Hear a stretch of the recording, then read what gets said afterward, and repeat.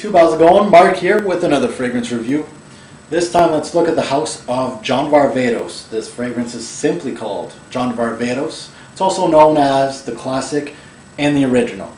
So let's take a look at the packaging, the bottle, and the box. Now the bottle. This is where it all started for John Varvatos. You'll see that some of their other fragrances, actually their bottles look exactly like this one. Very classic look for the modern man. I sound like a commercial. Now the cap, very simple. If I was a designer, I would actually put JV right here, or another leather band right here. That would actually be really nice. But anyway, they put John Varvatos right here on this leather band or pleather band.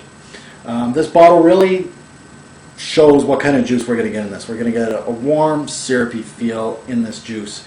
Now if I flip this over, there's tons of information on this pleather band in the back. We even got some of the notes back here. I think some of the more original notes. And then at the bottom we got the sticker and your serial code. Now the box itself, there she is. All this info is what was in the back of your band, and there's tons of other info right here. So John Varvatos, the fragrance. Now bottle sizes, very irregular bottle sizes. They actually give you more juice for your money. Imagine that. We have a 2.5 ounce and then this guy, 4.2 ounce.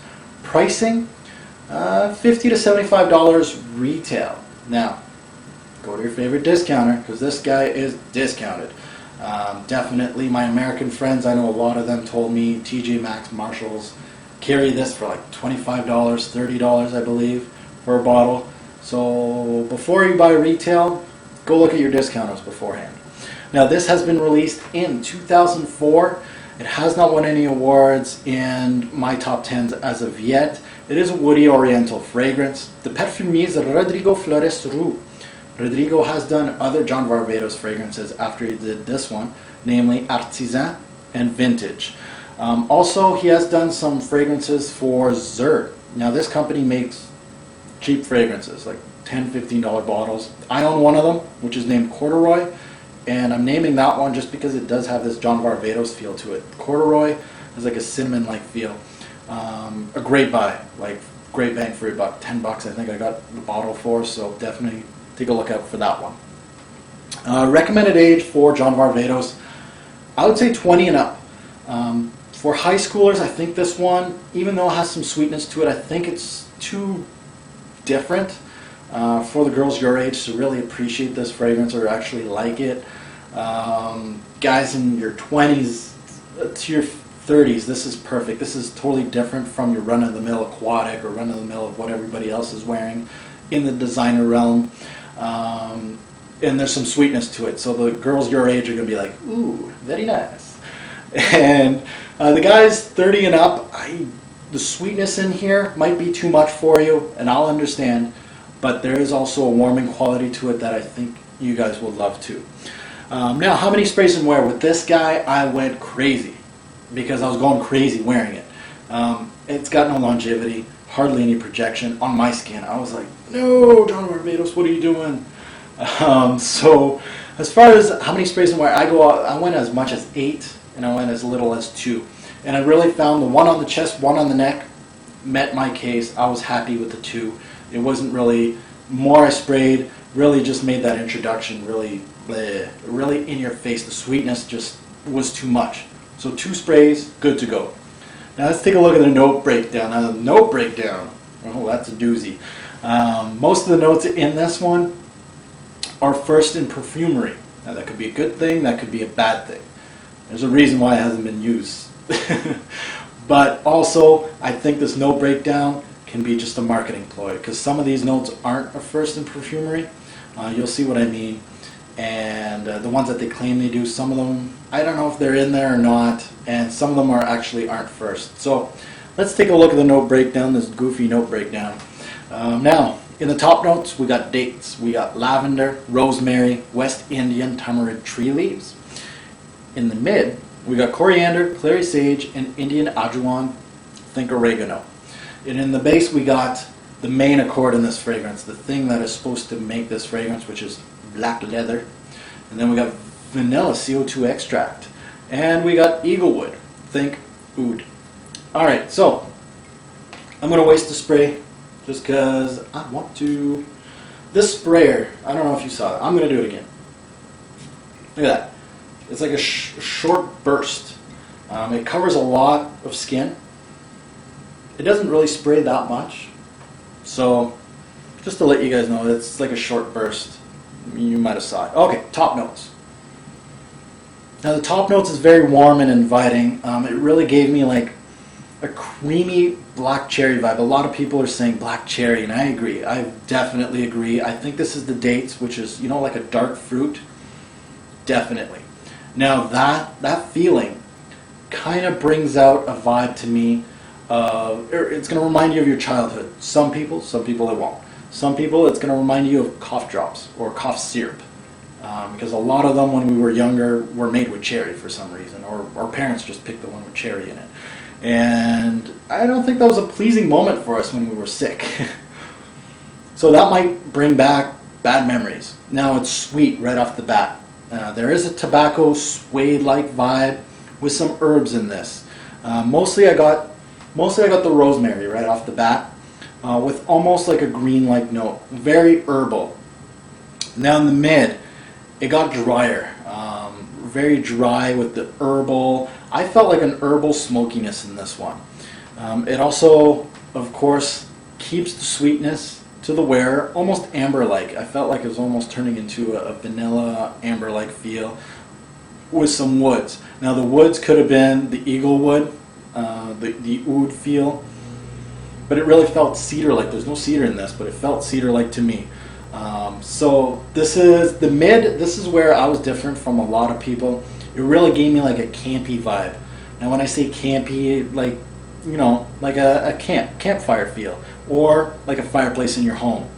Definitely felt like that. When I usually get herbal with some woods, sometimes some incense at the same time, it really gives me like that campy feel. And this one really did. Very warm and inviting. Now at the base, that's where the leather shined. The leather and the powdery sweet vanilla really meshed together. None of them really took over the fragrance. Now the eagle wood came in, gave it almost like a resin-like feel, but it was really faint that I wouldn't call this like an oud-based fragrance. I don't really call this a leather-based fragrance either, but I'll get back to that later on. Now this fragrance, to be general about it, is very syrupy, warm, inviting, spicy. We got some woods in here, smoke, dark, a lot of sweetness in it. It's very unique for designer release, and almost, it's masculine. It's a masculine fragrance. I don't really see a woman wearing this. I don't see anybody saying this is a unisex-based fragrance. I think this is a really good dating scent for someone. I'm not saying going out to the club. I don't think that's right. I think more of a dating scent, like you're going out to eat, going out to the movies, something like that. Because this one's not very much. It's not potent, and I think it'll bring the girl closer to you to have another sniff. But it's definitely different. That's what I like. I really like that this is unique. Now for a leather-based fragrance, this one was disappointing to me. I'm not saying this is a bad scent. I'm just saying for a leather-based, like if you want a real leather-based fragrance, I think this was disappointing because there was other things going on in this fragrance. It's not just a leather-based fragrance. And even the leather in this was really short-lived, and it wasn't in the forefront of the fragrance. So it's not as leathery as they say it is. So it's still dark, it's warm, and it's inviting, and it does have a leather note in it. You can detect it, but it's just not in the forefront like it said. It's well balanced, and I think the scent alone is worth a look at. If this lasts on your skin, perfect, because I know some people do. This lasts like 10 hours on their skin. Fantabulous. You're blowing my mind. I don't know how you do it. I wish I had your skin because I love these John Varvatos fragrances. Now this is a great jeans and a t-shirt type of frag. I really can see myself with just a plain white tee. I got my dirty jeans on, maybe a couple rips in them, big leather belt. I got a leather watch on, maybe a little leather accessory around my neck. Definitely with a leather jacket on top. Leather accessories really enhances this fragrance. I don't know why, but it does. So I really, really enjoyed that. Now, it's great for a night out. Now, why would you hate this fragrance? Longevity issues. For me, I had them. I gotta say it. Longevity issues was a big no-no for me. It really hurt this fragrance as far as points go. The sweetness in this fragrance would make you hate this fragrance. A lot of people just got too much sweetness in this fragrance and they just couldn't stand it. So from the fruit at the start, right from the amber like dry down, it just didn't do it for them.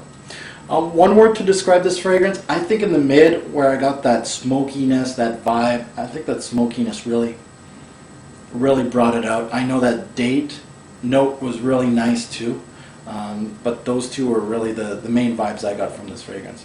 Bottles, if you enjoy John Varvatos vintage, if you own or enjoy Polo Black has this type of vibe also, like a fruity, but almost like a darkness to it.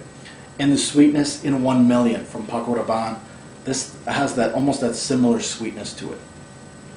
Best time to wear this fragrance? During a fall night, evening out with your woman.